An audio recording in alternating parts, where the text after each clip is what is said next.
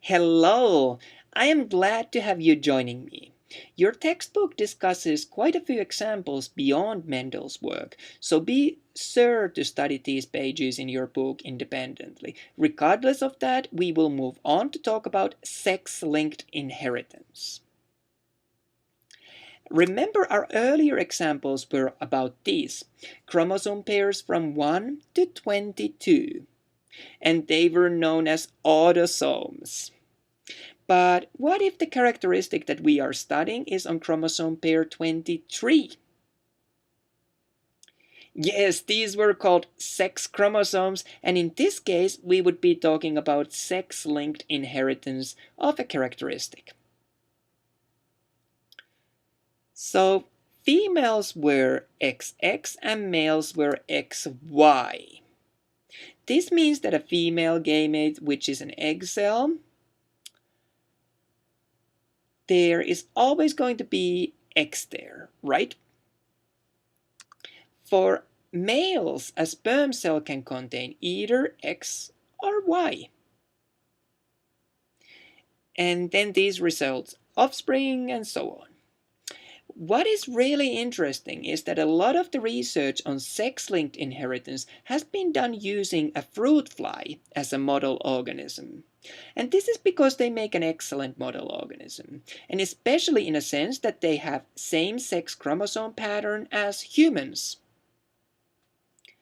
So we can do Punnett squares also for this sex-linked characteristic.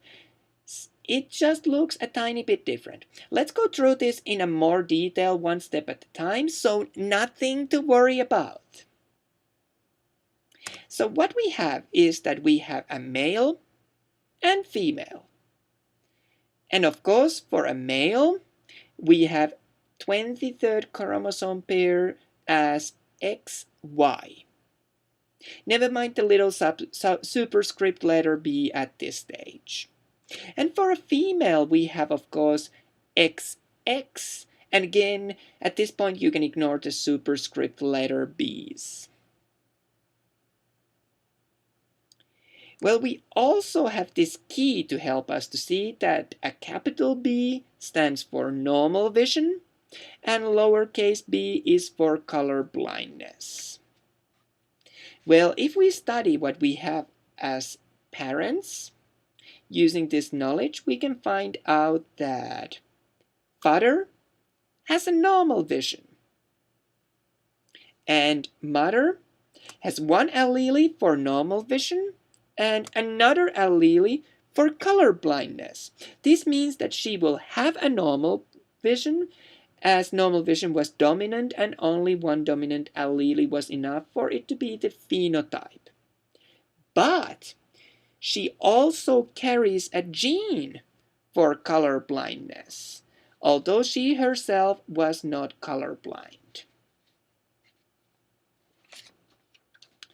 What is interesting here is that, well, male produces sperm cells that can be either X, carrying a normal color vision, or Y, which does not carry anything regarding color vision info.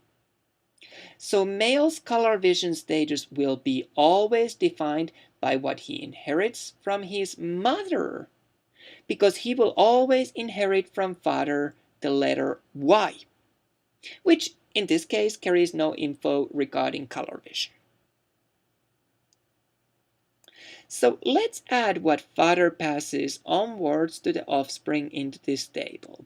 It is either going to be X chromosome with a normal color vision, or Y chromosome which carried no information regarding color vision.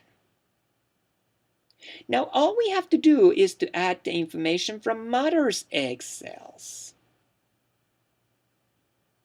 Well, mother's egg cells can be either X with a normal color vision, which is symbolized by a capital B superscript, or it can be X with a lowercase b, which stood for color blindness. So when we add these to the diagram, we get something like this. So now we can read the table to tell all possible offspring types, and we see that all females and that would be XX, they are all going to have normal color vision.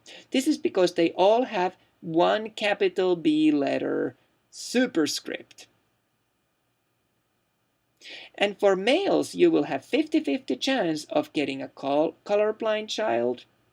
So really, this is not too different from the pedigrees that we saw earlier, just a little different letters that we use.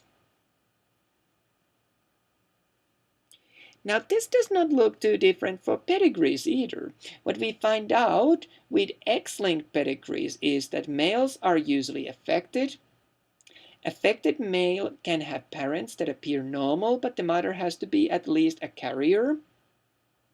And for a female to ever be sick, also father has to be sick, a mother affected, or a carrier at least.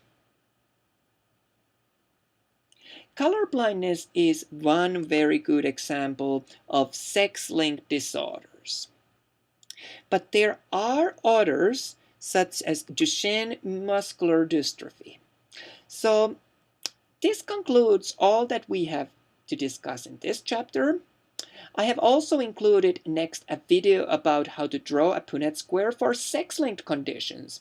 Please note that there is some terminology in this chapter that we have not had a chance to review in our voiceover videos, so make sure to pick up that info from your textbook. And as usual, make sure to complete other activities in this module. Thanks for having done this chapter so far.